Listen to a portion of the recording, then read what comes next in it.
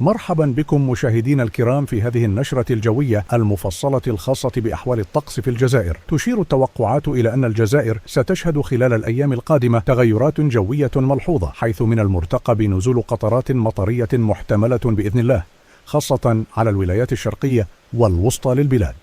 كما يتوقع انخفاض في درجات الحرارة، إذ ستتراوح في وهران 8 درجات مئوية، في بجاية 3 درجات مئوية، في الجزائر العاصمة 15 درجة مئوية، وفي قسنطينة 8 درجات مئوية، بينما تبقى درجات الحرارة مرتفعة في جنوب الصحراء. على صعيد آخر، ستشهد الولايات الغربية خاصة الساحلية منها بين الجزائر العاصمة ووهران هطول أمطار مهمة خلال نهاية شهر ديسمبر وبداية يناير. وستتم متابعة الحالة الجوية بشكل دقيق من خلال المرصد الأوروبي والجاف الأمريكي لتحليل التطورات بشكل مستمر. ختاما، ندعوكم لدعمنا بالإعجاب بالفيديو والاشتراك في القناة فضلا وليس أمرا ليصلكم كل جديد. نلتقي قريبا في نشرة قادمة بحول الله.